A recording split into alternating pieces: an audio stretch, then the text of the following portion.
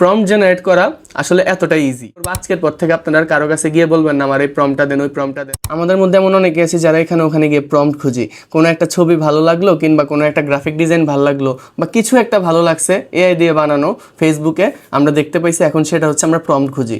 আমরা বারবার মেসেজ দিই ভাইয়া প্রম্পটটা দেন, আপু প্রম্পটটা দেন, ইনবক্স করি, কমেন্ট করি, কিন্তু আমরা আসলে জানি না যে প্রম্পট আমরা নিজেরাই খুব ইজিলি জেনারেট করতে পারি।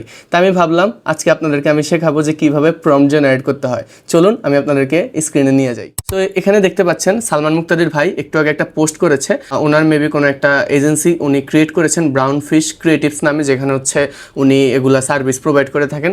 সো ওনার এই ছবিটা কিন্তু এখন ধরেন আমার অনেক পছন্দ হয়েছে, হ্যাঁ। সো আমি চাচ্ছি এই ছবিটা হচ্ছে আমার ছবি দিয়ে জেনারেট করব, মানে রিপ্লেস করব। আমি তাহলে এখন কি করব, আমি কি তাহলে সালমান মুক্তাদির ভাইরা বলবো যে ভাই আমার প্রম্পট দেন, আমার প্রম্পট দেন? সালমান মুক্তাদির ভাইকে জীবনে আমার মেসেজ সিন করবে? কোনোদিনও করবে না। তো আমাকে যেটা করতে হবে, ছবিটা সিম্পলি কপি করতে হবে। কপি করে আমাকে হচ্ছে চলে যেতে হবে chat জিপিটিতে।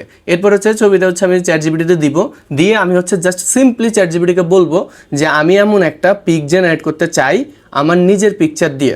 So please write me a detailed prompt, যেটা ইউজ করে আমি এমন একটা ডিজাইন জেনারেট করতে পারবো। একদম সোজা বাংলা ভাষায়, আমি কিন্তু কোনো ইংলিশও লিখি নাই, আমি একদম বাংলিশ ওয়েতে সুন্দর করে চ্যাট জিপিটিকে বলছি যে আমি এমন একটা ছবি জেনারেট করতে চাই। তো চলেন দেখি চ্যাট জিপিটি কী দিল আমাকে। এরপরে চ্যাট জিপিটি আমাকে একটা ডিটেইলড প্রম্পট লিখে দিল। এই যে দেখেন একদম ক্যামেরা কম্পোজিশন কেমন হবে কিংবা স্টাইল অ্যান্ড কোয়ালিটি কেমন হবে, একদম সব কিছু এ টু জেড চ্যাট জিপিটি হচ্ছে আমাকে ডিটেইল লিখে দিল, প্লাস নেগেটিভ প্রম্পটও দিয়ে দিল, একটা এক্সট্রা টিপ দিয়ে দিল। সো আমি কি করব, আমি কিচ্ছু দেখবো না এখানে, আমি জাস্ট এটা কপি করব। কপি করে আমি জেমিনিতে চলে যাব, দেখতে পাচ্ছেন আপনারা gemini.google। সো জেমিনিতে চলে গিয়ে আমি হচ্ছে সালমান মুক্তাদির ভাইয়ের এই ছবিটা দিব, প্লাস আমার একটা ছবি দিব, দিয়ে জেমিনিকে বলবো, জেমিনিকে আমরা কিছুই বলবো না, জাস্ট এই প্রম্পটটা আমরা কপি পেস্ট করে দিব। তো কপি পেস্ট করার পরে দেখেন কি দিল, জেমিনি আমাদেরকে এই রেজাল্টটা দিয়ে দিল। একদম হুবহু সালমান মুক্তাদির ভাইয়ের যে ডিজাইনটা ছিল সেটার মতো হয়েছে না?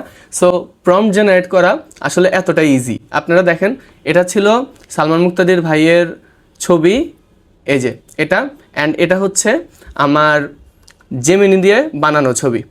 কোনো কি ডিফারেন্স আপনারা খুঁজে পাচ্ছেন? কোনো ডিফারেন্স পাচ্ছেন না।